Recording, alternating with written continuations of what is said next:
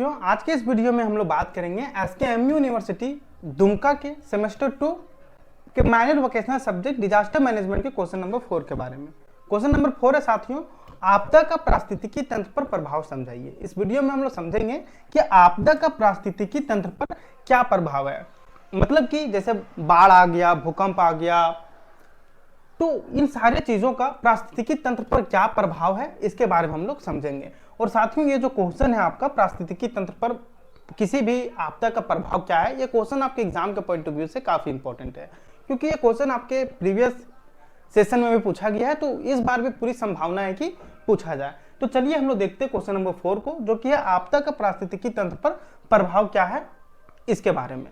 दोस्तों, इसकी previous video तक हमने क्वेश्चन नंबर 3 तक डिस्कस किया था, और हम इसके बाद आगे के क्वेश्चन को कंटिन्यू करेंगे। और इसका जो कंप्लीट पीडीएफ है साथियों, ये आपको हमारे टेलीग्राम चैनल पर, व्हाट्सएप चैनल पर मिल जाएगी। तो चलिए हम लोग देखते हैं आगे। क्वेश्चन है, आपदा का पारिस्थितिकी तंत्र पर प्रभाव को समझाइए। क्या है, आप एग्जाम में लिखिएगा कैसे, लिखने से पहले आपको इसके बारे में समझना जरूरी है, क्योंकि जब तक आप समझिएगा नहीं, तब तक आप एग्जाम में अच्छे तरीके से लिख नहीं सकेंगे। तो चलिए हम लोग देखते हैं कि आपदा का पारिस्थितिकी तंत्र पर प्रभाव क्या है, इसके बारे में। दोस्तों, आपदा का पारिस्थितिकी तंत्र पर गहरा प्रभाव पड़ता है। पारिस्थितिकी तंत्र में जीव जंतु, पेड़ पौधे, जल, भूमि और वायु शामिल होते हैं। पहले तो आपको ये सारी चीजें मालूम होनी चाहिए कि पारिस्थितिकी तंत्र में आखिर होते क्या क्या चीजें, क्योंकि ये सारी चीजें हम आप लोग बचपन क्लासेस में भी पढ़े हैं कि पारिस्थितिकी तंत्र होते क्या हैं। तो पारिस्थितिकी तंत्र क्या होते हैं, इसमें क्या क्या चीजें शामिल होते हैं। जीव जंतु हो गए, पेड़ पौधे हो गए, जल, भूमि और वायु शामिल होते हैं। तो ये आपको समझ में आ गया कि पारिस्थितिकी तंत्र आखिर होते क्या है। तो यही सारी चीजों के बारे में हम लोग जानेंगे कि ये सारी चीजों में, जैसे जीव जंतु में, पेड़ पौधे में, भूमि और वायु में इसका प्रभाव क्या पड़ता है। जब कोई आपदा आता है तो इन सारी चीजों पर इसका प्रभाव क्या पड़ता है, इसके बारे में हम लोग देखेंगे। दोस्तों, जब कोई प्राकृतिक आपदा जैसे भूकंप हो गया, बाढ़ हो गया, तूफान या मानव जनित आपदा जैसे औद्योगिक दुर्घटना, प्रदूषण, देखिए आपदा जो होती है दोस्तों, वो दो प्रकार की होती है, प्राकृतिक हो गया और एक जो मानव जनित आपदाएं होती है। ये सारी चीजें प्राकृतिक आपदाएं, जैसे भूकंप हो गया, बाढ़ हो गया, तूफान हो गया, ये सारी चीजें। मतलब प्राकृतिक आपदाएं वे आपदाएं जिसमें मनुष्य का किसी भी प्रकार से हस्तक्षेप नहीं होता है। और मानव जनित आपदा, जैसे किसी फैक्ट्री वगैरह में आग लग गया, विस्फोट हो गया, ये सारी चीजें, जैसे औद्योगिक दुर्घटना हो गया, प्रदूषण हो गया, ये सारी चीजें।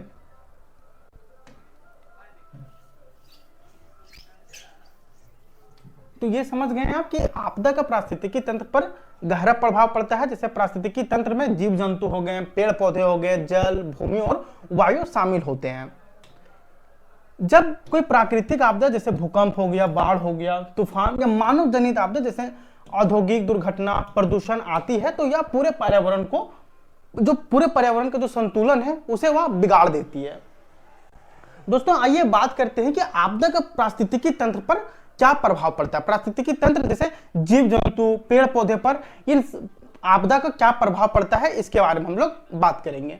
पहला है दोस्तों, वनस्पति को या क्षति पहुंचाती है। जैसे कोई भी आपदा आ जाए दोस्तों, चाहे वो प्राकृतिक आपदा हो, चाहे मानव जनित आपदा हो, या जो होती है वनस्पति को क्षति पहुंचाती है, मतलब कि या इसे हानि पहुंचाती है। हानि किस प्रकार पहुंचाती है, देखिए, जैसे आपदा के कारण जंगलों के पेड़ पौधों को नष्ट हो जाते हैं, इससे हरियाली कम होती है और पर्यावरण असंतुलित हो जाता है।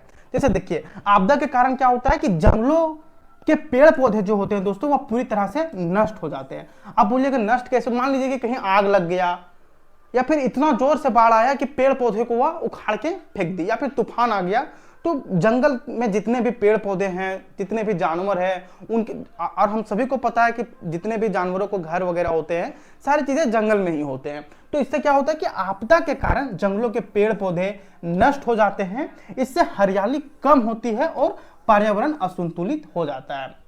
देखिए, जब पेड़ पौधे वहां से नष्ट हो जाएंगे जंगल से, तो इससे क्या होगा कि वहां का हरियाली कम हो जाएगा, और इसका कहीं ना कहीं प्रभाव जो है वह पर्यावरण में देखने के लिए मिलेगा, जिससे मतलब हम लोग का रहन का तरीका भी बदल सकता है। बोलिए कि रहने का तरीका कैसे बदल सकता है, क्योंकि दोस्तों आप सभी को पता है कि हमें पेड़ पौधे से ही ऑक्सीजन मिलती है, और जब पेड़ पौधे ही नष्ट हो जाएंगे तो हम लोग मतलब जीवन व्यापक संभव नहीं हो पाता है ये सारी चीजें। इसके बाद है दोस्तों जो दूसरा जो क्षति पहुंचाती है वह है जीव जंतुओं पर वह प्रभाव बनाती है। जीव जंतुओं पर कैसे, जैसे आपदा के कारण कई जीवों का आवास नष्ट हो जाता है और कई जीव मारे जाते हैं या पलायन करने पर मजबूर हो जाते हैं। जैसे देखिए जीव जंतुओं पर यह आपदा कैसे प्रभाव बनाती है।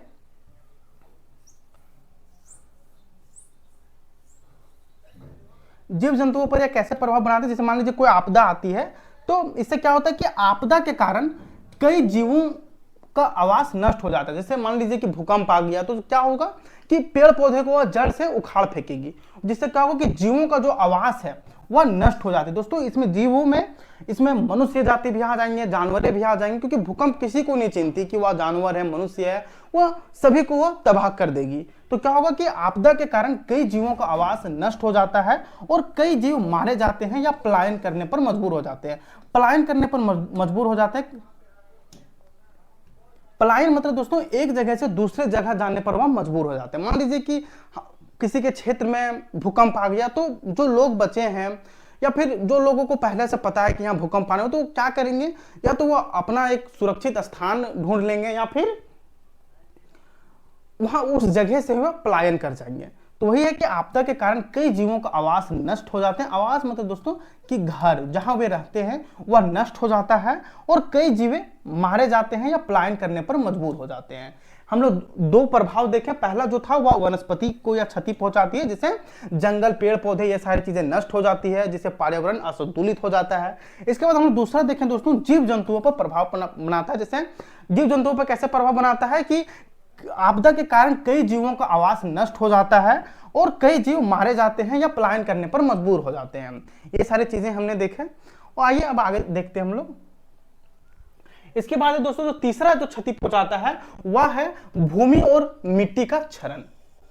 आइए इसे समझते हैं कि बाढ़ और भूस्खलन से मिट्टी कटती है और भूमि की उपजाऊ शक्ति घट जाती है। इससे कृषि उत्पादन प्रभावित होता है। देखिए दोस्तों जैसे बाढ़ और भूस्खलन से मिट्टी क्या होती है, मिट्टी कटती है। जैसे बाढ़ से बोलिएगा सर बाढ़ से कैसे मिट्टी कटती है, मान लीजिए कि किसी क्षेत्र में बहुत अत्यधिक बाढ़ आती है तो क्या होता है ना कि वहां का जो उपजाऊ मिट्टी है वह उसे अपने साथ बहा के ले जाती है, जिससे क्या होता है कि किसान भाइयों को किसानों को दिक्कत हो जाती है मिट्टी उपजाऊ करने में। तो वही है कि बाढ़ और भूस्खलन से मिट्टी कटती है और भूमि की उपजाऊ शक्ति घट जाती है, इससे कृषि उत्पादन प्रभावित होता है।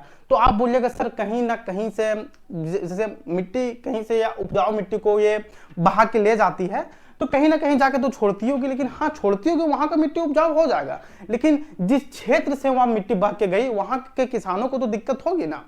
तो वही है कि मिट्टी और भूमि और मिट्टी का क्षरण मतलब यह बाढ़ और भूस्खलन से मिट्टी कटती है और भूमि की जो उपजाऊ शक्ति है वह घट जाती है, इससे कृषि उत्पादन प्रभावित होता है। इसके बाद है दोस्तों जल स्रोतों का प्रदूषण। जल स्रोतों का प्रदूषण कैसे, जैसे बाढ़ या औद्योगिक आपदा के कारण जल स्रोतों में गंदगी और रसायन मिल जाते हैं, जिससे जल प्रदूषित हो जाता है। देखिए दोस्तों बाढ़ या औद्योगिक आपदा, जैसे बाढ़ से क्या होता है ना कि मान लीजिए कि बाढ़ आया, और बाढ़ तो ऐसा नहीं है कि बस मतलब जहां बहुत अत्यधिक साफ है वही क्षेत्र में आता है, होता है कि गांवों से नालियों से अत्यधिक बाढ़ के कारण जो वहां की गंदगी है वह बह के कहीं जाके वह ढेर हो जाती है, जिससे क्या होती है कि गंदगी और औद्योगिक कारण के वजह से वहां के रसायन मिल जाते हैं, जिससे जल प्रदूषित हो जाता है। औद्योगिक जैसे देखो बहुत सारे इंडस्ट्रीज बहुत सारे फैक्ट्रियां ऐसी है जो क्या करती है कि वहां से जितने भी वेस्ट मटेरियल निकलते हैं वे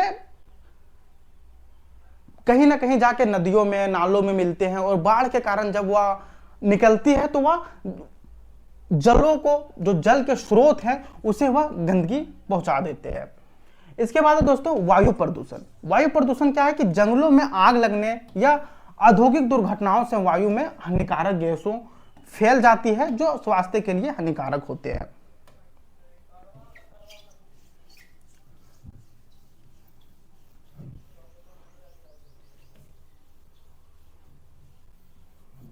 देखिए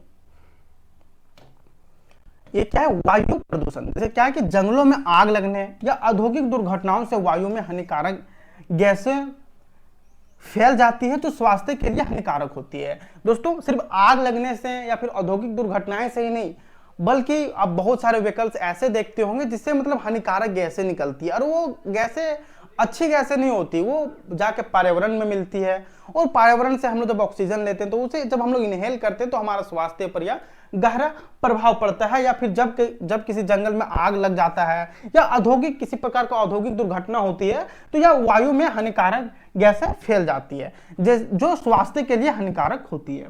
इसके बाद दोस्तों जैव विविधता में यह कमी पैदा कर देती है। आपदा के कारण कई वन्य जीव और पौधों की प्रजातियां समाप्त हो सकती है जिससे जैव विविधता घटती है। देखिए दोस्तों, यदि आपदा के कारण कई वन्य जीव और पौधों की प्रजातियां समाप्त हो सकती है, जैसे मान लीजिए कि अत्यधिक कभी बाढ़ आ गई या फिर तूफान आ गया, तो इससे क्या हो जाएगा ना कि वन्य जीव मतलब वन्य जीव हो गए या फिर कोई पौधे हो गए वह पूरी तरह से नष्ट हो सकती है, जिससे क्या होगा कि जैव विविधता इससे घट सकती है। वही है कि आपदा के कारण कई वन्य जीव, कोई जंगली जीव हो गए, मतलब कोई जानवर हो गए या फिर कोई पौधे हो गए, वह किसी आपदा के कारण वह प्रजातियां या फिर कुछ पौधों की प्रजातियां वह समाप्त हो सकती है, जिससे क्या होगा दोस्तों, जिससे जैव विविधता घट सकती है।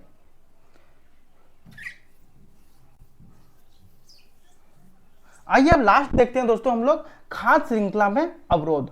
दोस्तों जरूरी नहीं है कि जिन पॉइंट्स को हम बता रहे हैं आप वही पॉइंट्स को लिखें, आप अपने से भी लिख सकते हैं कि किसी आपदा के कारण पारिस्थितिकी तंत्र पर क्या क्या प्रभाव पड़ सकते हैं। इसके बाद है खाद्य श्रृंखला में अवरोध। जब किसी प्रजाति का नाश होता है तो इससे पूरी खाद्य श्रृंखला प्रभावित होती है और पारिस्थितिकी तंत्र का संतुलन बिगड़ जाता है। देखिए दोस्तों एक काफी इंपॉर्टेंट लाइन है, खाद्य श्रृंखला में अवरोध मतलब कि जब किसी प्रजाति का नाश होता है, नाश करने का मतलब वह जब पूरी तरह से समाप्त हो जाती है, तो इससे क्या होता है कि खाद्य श्रृंखला, जब हम लोग पढ़े होंगे इकोसिस्टम के बारे में कि किस तरह हमारा इकोसिस्टम चलता है, एक जानवर दूसरे पे कैसे डिपेंडेंट है, ये सारी चीजें, तो वही है कि जब किसी प्रजाति का नाश होता है तो इससे क्या होता है कि इससे पूरी खाद्य श्रृंखला प्रभावित होती है और पारिस्थितिकी तंत्र का संतुलन बिगड़ जाता है। तो ये था दोस्तों आपका क्वेश्चन नंबर 4। हम लोग नेक्स्ट क्वेश्चन में बात करेंगे क्वेश्चन नंबर 5 के बारे में, जो कि आपके एग्जाम के पॉइंट ऑफ व्यू से काफी इंपॉर्टेंट होंगे। तो दोस्तों मिलते हैं नेक्स्ट वीडियो में। यदि वीडियो आपको अच्छी लगी हो तो वीडियो को लाइक करें और चैनल को सब्सक्राइब करें, क्योंकि दोस्तों इस चैनल में हम आपके यूनिवर्सिटी के सभी सब्जेक्ट्स का तैयारी करवाते हैं, चाहे आपका मेजर पेपर हो गया, माइनर पेपर हो गया, एमडीसी पेपर हो गया, सेक पेपर हो गया, आप किसी भी सब्जेक्ट्स का तैयारी करना चाहते हैं तो आप ये चैनल आपका ऑल इन वन सॉल्यूशन है। और दोस्तों इसका जो कंप्लीट पीडीएफ है ये आपको हमारे टेलीग्राम चैनल पर मिल जाएगा। टेलीग्राम चैनल का लिंक आपको डिस्क्रिप्शन बॉक्स में दिया गया है। तो मिलते हैं नेक्स्ट वीडियो में। यदि आपका कोई सवाल है, यदि कोई कंफ्यूजन है तो आप हमें नीचे कमेंट बॉक्स में पूछ सकते हैं। धन्यवाद साथियों।